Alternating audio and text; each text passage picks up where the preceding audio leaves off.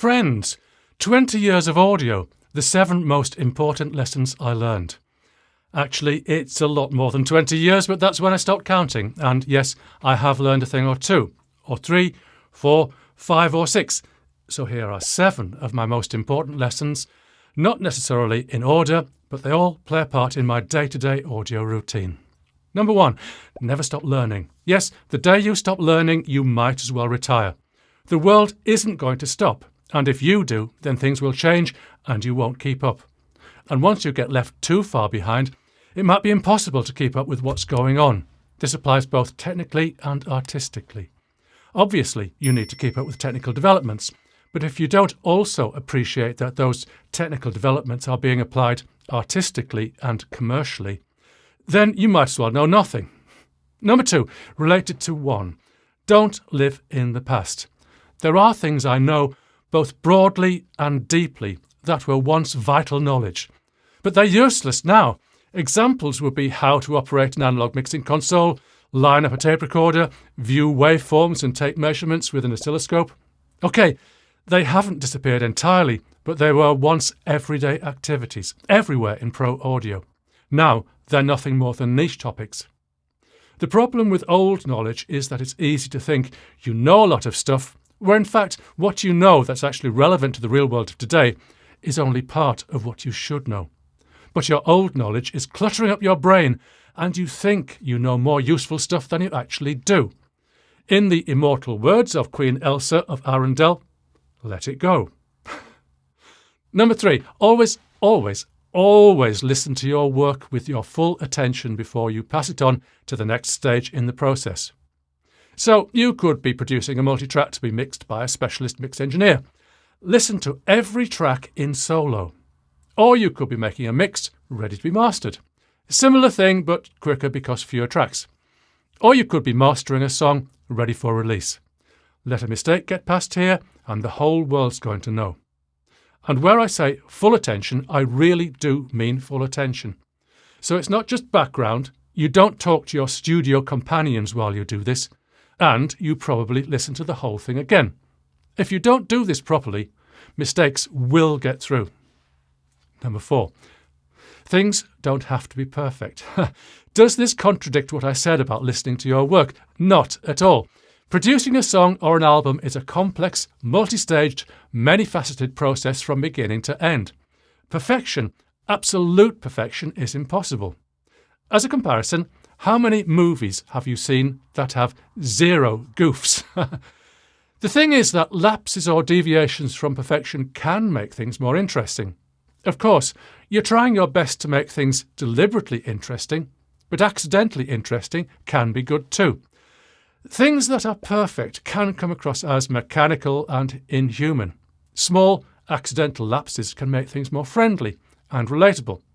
The trick as a creative artist is to know when things are perfect enough, when something should be improved, and when something is too perfect and you have to stir the pot a little. 5, there is no magic microphone, or magic compressor, magic equalizer, magic harmonic enhancement processor, or magic plugin. You know, that thing you don't have that's holding you back from success, but you don't know what it is. It's easy to think that there's a magic something or other. You hear a great recording, find out from wherever the equipment and software that was used to create it, and you think that the magic is in the machinery. It isn't. It's in the skills of the musicians, producer and engineer. They could make a great record with broken down equipment bought as a job lot from eBay. Did Shakespeare need a magic quill pen? The trick is to find the magic in the instruments, equipment and software that you have. I'll turn this around a little though and say that if there's a certain sound you want to emulate, then getting hold of the same equipment or software that was used to create it will save you a lot of trouble.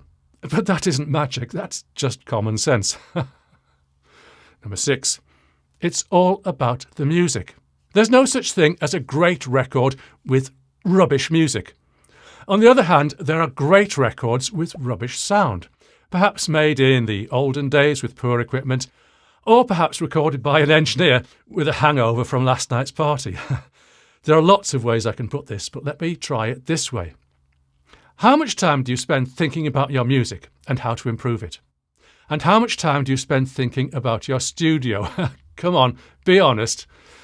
My advice here is to get your studio working at 80 to 90% of its potential and reliably, then spend the whole of the next 365 days thinking about your music. I guarantee that this time next year you'll have great recordings in the bag that you could be proud of and maybe make money from. But spend that time thinking about your equipment and software.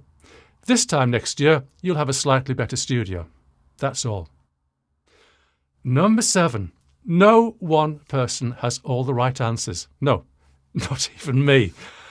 I can't say I learned this the hard way. I learned it the easy way through people I met in my education and work, whose knowledge and skills were mighty.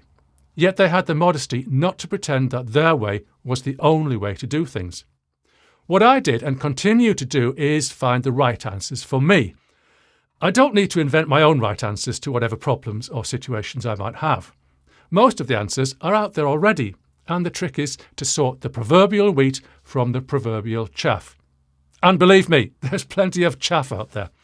But if you recognise that very convincing person on YouTube who seems as though they know everything actually doesn't, or might not, then you're on your way to finding the knowledge and skills that will really get you from where you are now to where you want to be. So there you go, the 7 most important lessons I've learned.